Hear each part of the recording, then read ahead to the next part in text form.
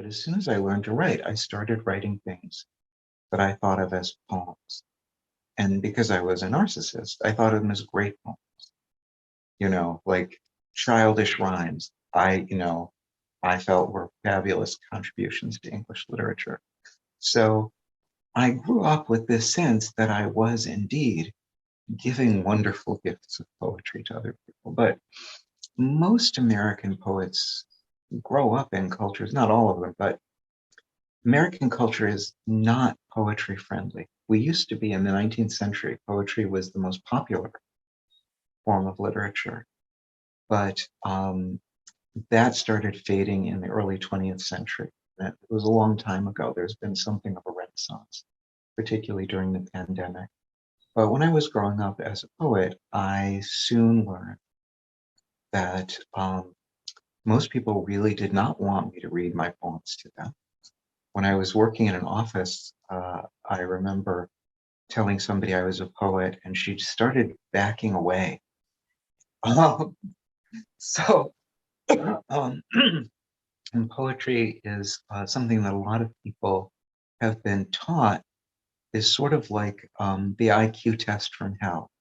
What a poem is something that's going to show you how stupid you are because you won't understand it, and you should feel bad about that. That's never the way that I have thought of the poems that I wrote. I mean, I've been desperate for connection. And to me, as a kid and still as an adult, words are, no matter how different I might be in other ways, language is something that I have in common with everybody who speaks English, but really being human is having language in a lot of different ways. And the words that I'm using, I don't make those words up. I don't give them meaning. Some poets do, but I don't.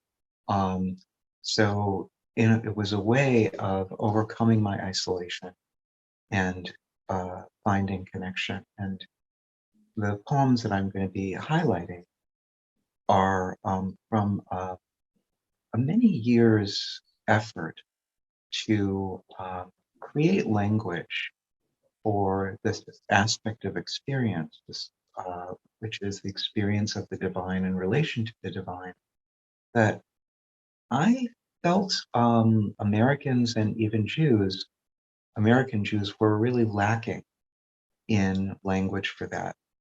Language is not conventionalized, or that's not sort of top down. You should believe this, but you probably don't kind of language. So that began for me with many years ago a book called the Book of Anna. It just won the National Jewish Book Award. The second edition came out. That's why it just won recently. Anna is a Holocaust survivor who spent her adolescence in a concentration camp. And when I started writing in her voice, writing as Anna, which is what the book does, I found that Anna was the opposite of what I'd been taught Holocaust survivors were supposed to be. It was not some sort of holy, pure victim or what. She was angry. She was taken no prisoners. She felt that she could see absolutely through the bullshit of Western civilization, like she'd seen it for what it was. Really came out of the camps with a kind of a nihilistic experience. And so she was an acid test for Jewish tradition. She's determined to tell the story of her camp experiences. And to do it, she's going to use language from the Torah and the Talmud and Jewish traditions. She's going to make that language face up to the reality of the Holocaust. And she doesn't think that it's going to survive. For me, it was a different kind of a test. I thought if Judaism and Jewish tradition can survive Anna, it really has survived the Holocaust, which is something of a question when I was growing up. People weren't really sure what was left after that. So Anna is sure that God is there.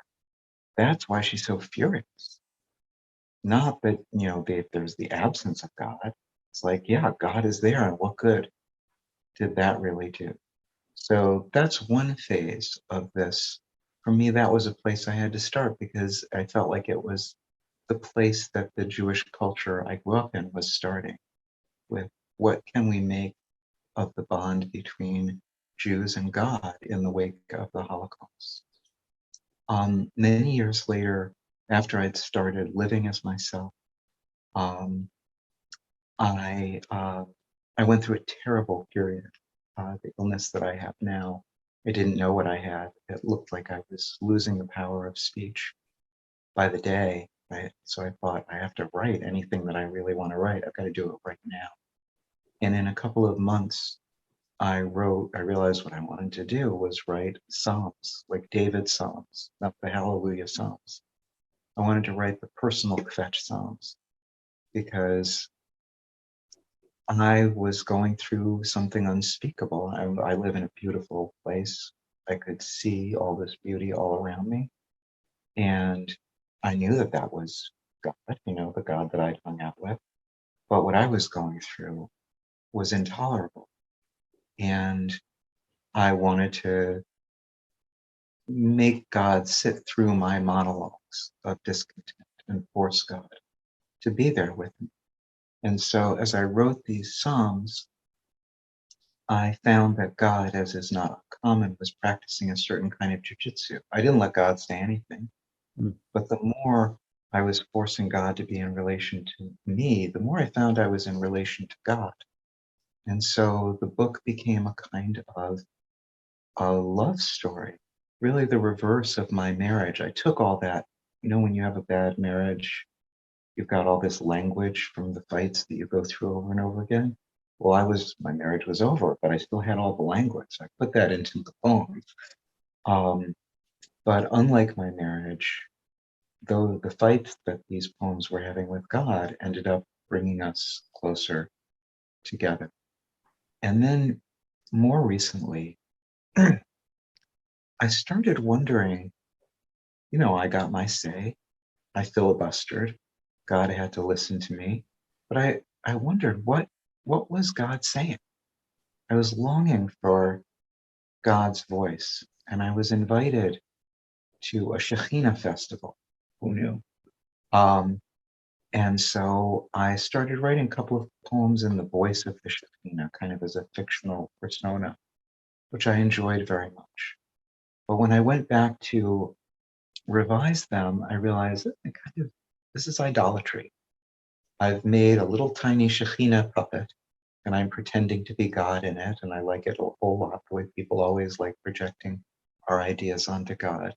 But if what I'm really hungering for is the voice of divinity, I need to stop putting my words in God's mouth and find a way to turn the words of my poems over to what is larger than me. And so I came up with a method of composition where I would take a text from late Isaiah, mostly divine monologues, and I would take words from those and I would mix them with words from articles from Cosmo magazine that had similar themes. And I would mush the words together until sentences and a voice started emerging. And more sense would happen. And when it was a voice that I realized was always talking to a singular human you, that to the Shekhinah is each one of us. To her, she sees us from inside out, not outside in. So she knows us individually. The Shekhinah is the immanent part of God who experiences what we experience. But we seem basically similar to her. It's the same feelings, the same anxieties. And yet she knows us as individuals. So that voice started emerging. And then I'm like, yeah, but I keep doing the stuff that I like. I keep making her, how do I know that this is really her and not just me again? And then I realized I need to put myself in the position of the you. When I hear myself as the you that this voice is talking to, and when it scares me, that's when I know that something beyond me is talking to me.